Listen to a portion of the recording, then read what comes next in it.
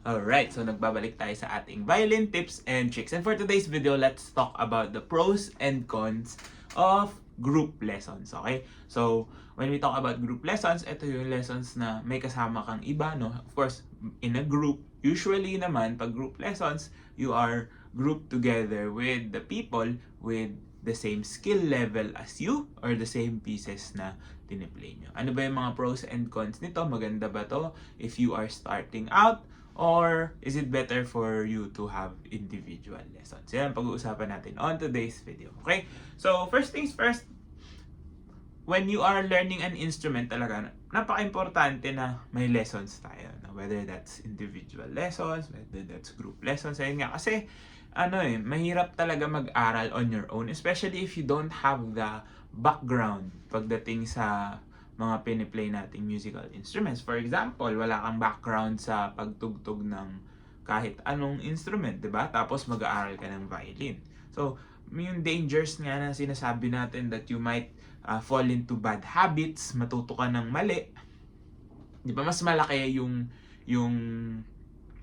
risk of you developing those things if you don't get proper and formal training and lessons. Okay, so when we talk about group lessons, we'll be talking about it in a setting wherein pare-parehas kayo ng tinutugtog. So ano ba yung mga pros nito? Of course, you have number one, mas less yung kaba, no? Mas madali kang makakapag-play kasi you have other people with you, no? That will encourage you to practice, will encourage you to play as well, no? Pare-parehas kayo ng magiging assignments. So, mas madali siyang aralin with someone else that you can relate to. Kasi syempre yung teacher mo, technically you won't be able to relate as much kasi advanced na yung teacher mo eh. Pero syempre pinagdaanan niya rin naman yung mga bagay na yun. So, having someone that starts off with you as well, no? So kung parehas kayo beginner, edi mas madali mong matututunan yung instrument. Kasi may katulong ka, may katuwang ka, no? So, now another thing, no?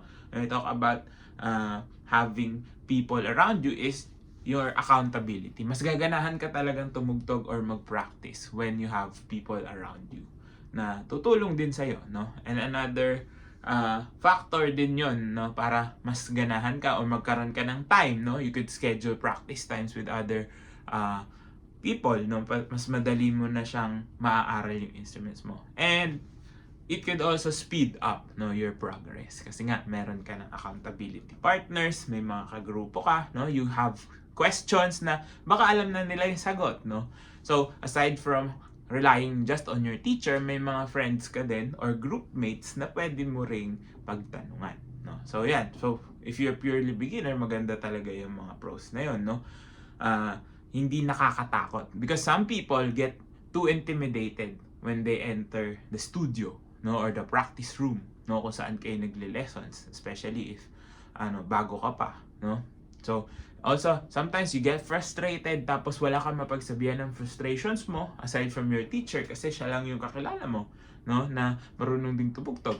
With as group setting, mas madali mo siyang mamimitigate yung problems na yun. So, now, let's go to the cons. Now, pagdating kasi sa group lessons, of course, what's more important is that the group is actually performing as a whole.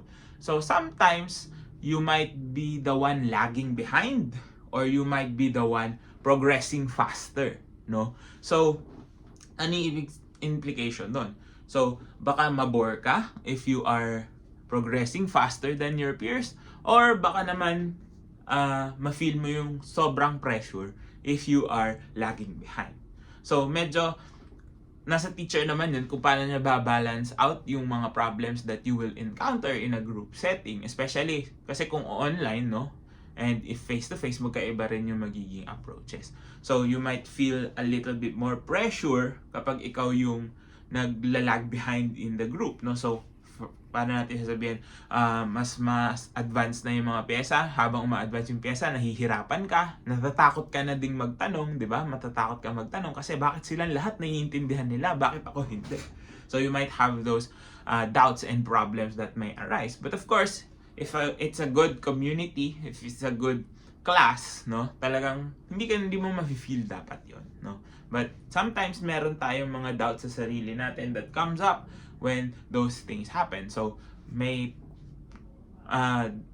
not necessarily danger, but prone pa rin na mangyari yun. That you might be feeling a little bit more pressured, or you might feel a little bit bored kapag nagpa-progress ka, no, in a group setting. So kasi kailangan yung pacing nyo halos sabay-sabay. So what if fast learner ka pala, or what if you are a slow learner? So you need to take time to actually learn your parts, no. So basically, kung slow learner ka, medyo dodoblehin mo yung effort mo, no? Which should also be a good thing. Now, if you are a quick learner, parang medyo magpipace down ka.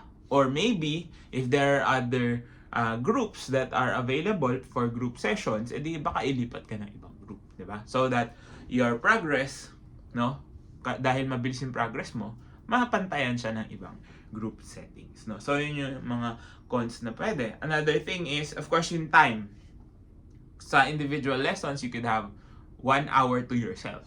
And sometimes sa group lessons, kapag, yun nga, katulad nun, example, may mga students that are lagging behind, of course, the priority would be them. No? So, yung time na spread out through all of the group members, no? Let's say 4 members in a group. So, yung 1 hour na time nyo, tig 15 minutes lang yung mabibigay sa inyo. Kasi, nahatiin yung time. Especially kung online, no? Usually, kapag online yung setup ng group class, you have small packets of individual lessons happening within the span of the group class, kasi hindi naman magsasabay-sabay. Sometimes you have to also check in, di ba? Syempre, hindi mo naman din pwedeng pabayaan na lang na yung grupo lang lagi yung titignan mo. If there are people that needs extra help, you have to help them out as well, di ba? As a teacher. So the students might feel na, okay, ganito yung nangyayari, parang kulang ako sa time. So, yun yung mga pwedeng maging possible problems that you might encounter, no? So, ano ba yung the best solution, no? Kung may mga problems ka may encounter na ganyan when it comes to lessons, no? A group lesson, personally, no, ako masuggest ko, if you have group lessons, that would just be supplementary to your individual one-on-one or face-to-face or whatever type of lessons na ikaw lang at yung teacher mo, no? Because of course, when you're playing the violin, no, especially the violin, it's a nice instrument to have people around, no? To have group ensembles around, no? Maganda din talaga na may like-minded people with the same goals to be able to play together, to do that, no, to be able to play together. Pero syempre, if you really want your skills to progress faster in a more specific and catered to you style, syempre, iba-iba yung learning styles natin, iba-iba yung pacing natin, mas maganda may individual lessons ka. So, technically, in the perfect world, you would have both, no?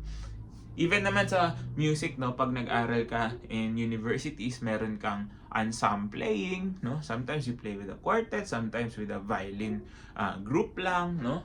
And also orchestras, and then you also do solos. So, ganun din siguro maganda if you are starting out, no? But of course, I would focus on getting individual lessons first before going into group classes. Unless, kumbaga magkakasama kayo. Let's say, you're a group of friends na, you know, sabay-sabay kayo na beginners, and then you want to start learning the instrument. Yun, parang magandang, it's a fun activity to do, no?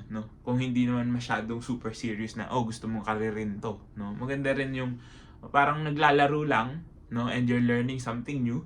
You're learning something a little bit more unique, no? Yan. So, kung nagustuhan nyo yung pag-aaral, maybe you could go separate ways, mag-individual lessons kayo, no? So, yun. My advice is, again, in the perfect setting, get an individual lesson.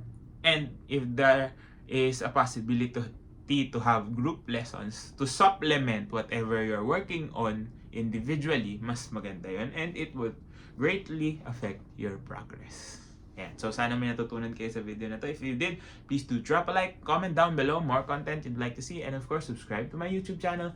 Follow me on all my socials, all the links you need down in the description box below. This has been Ryan Monakil for Violin Tips and Tricks, and I'll see you on the next video.